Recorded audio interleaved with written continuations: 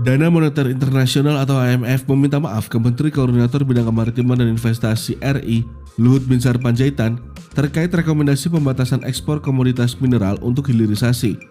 Permintaan maaf itu diutarakan oleh Managing Director IMF, Kristalina Georgieva, kepada Luhut saat bertemu pada 9 Agustus 2023 lalu.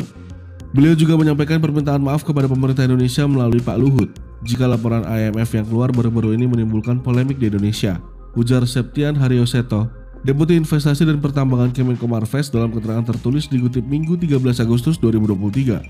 Selain meminta maaf, Kristalina lantas mengapresiasi program hilirisasi nikel pemerintah, terlebih program ini sudah berkontribusi signifikan ke perekonomian dan stabilitas makro Indonesia.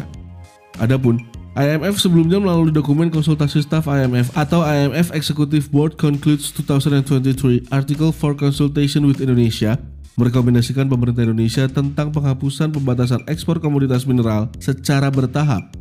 Dalam dokumen tersebut, IMF juga meminta pemerintah RI untuk tidak memperluas kebijakan larangan ekspor biji nikel ke komoditas lainnya. Sebelumnya, Presiden Joko Widodo menegaskan hilirisasi telah berdampak pada pemasukan negara pada Kamis 10 Agustus.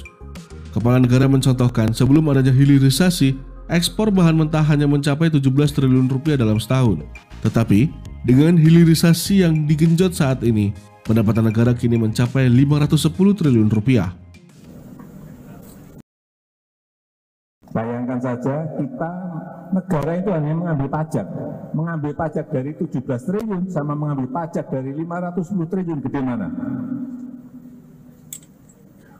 Karena dari situ, dari hilirisasi kita bisa mendapatkan PPN, PPh badan, PPh karyawan, PPh perusahaan, royalti, biaya ekspor, penerimaan negara bukan pajak, semuanya ada di situ.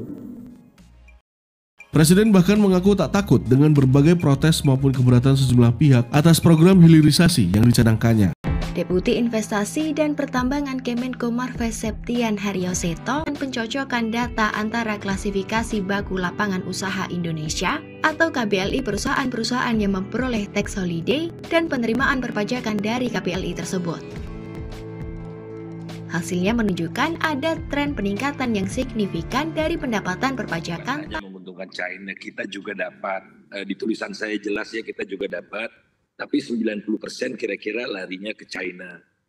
Nah kemudian Pak Jokowi mengatakan bahwa kita dapat cuan gitu ya, istilahnya CNBC ini 500 triliun itu kan didapat dari ekspor ya. Jadi ekspor memang dahsyat kenaikannya, namun harus diingat ekspor itu dilakukan sebagian besar oleh perusahaan China yang hasil ekspornya tidak dibawa ke Indonesia. Paling kalaupun dibawa ke Indonesia cuma 1 hari, besoknya dia bawa dan itu hak mereka memang.